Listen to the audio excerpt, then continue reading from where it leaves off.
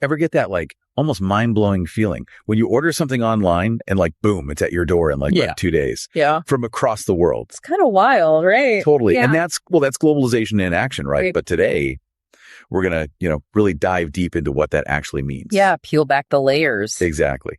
So we got some sources for this deep dive. We're looking at a definition of globalization and a real world example to kind of bring it to life.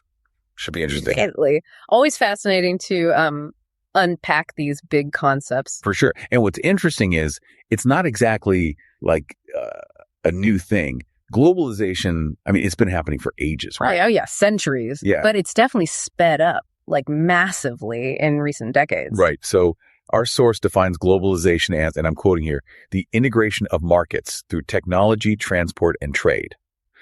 So simple enough on the surface, but how do these three things actually like work together to create this, I don't know, interconnected world we live in? It's like, imagine a three-legged stool. You need all three legs solid for it to stand. Technology, that's our instant connection, right? Businesses, consumers across the globe, boom, instant communication. Transportation, that's the muscle, moving all those goods around faster and bigger than ever before. And then trade agreements, policies, they're like the oil, keeping things moving smoothly, breaking down barriers between countries, letting stuff flow. Okay, so it's like a global symphony, each instrument playing its part. And speaking of playing a part, our source mentions Amazon as a like prime example. So how does Amazon actually like use this whole system to operate on such a huge scale? Amazon, they're like the poster child for globalization, honestly. They've got this massive network of fulfillment centers, right? Like over 175 globally, each one strategically placed to hit key markets. Wow. Right. And the tech behind it all, it's mind-boggling. Their platform connects, millions of buyers and sellers, and then algorithms optimizing everything, inventory, delivery routes. So complex. Totally.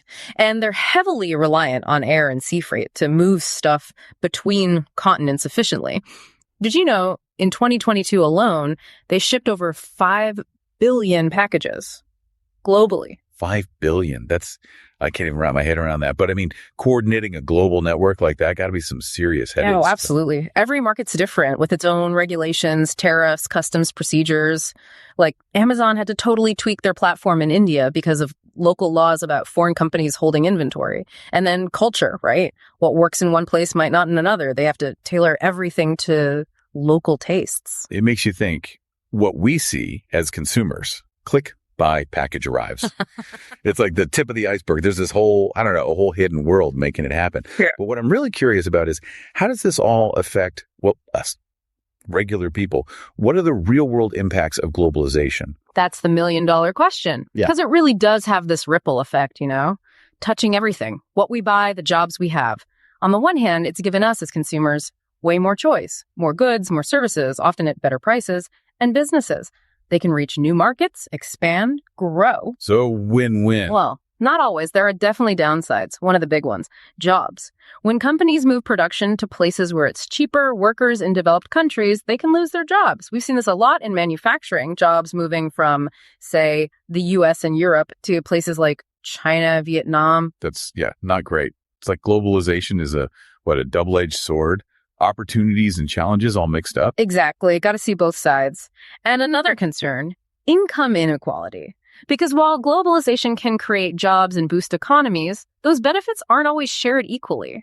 Sometimes a tiny percentage of people end up with most of the rewards, and the gap between the rich and the poor, it just keeps growing. So we've got this incredibly complex system. Huge consequences still playing out, driven by technology, transport, and trade, impacting businesses, economies, people in both good and bad ways. Precisely. And remember, it's not static. It's constantly changing, right?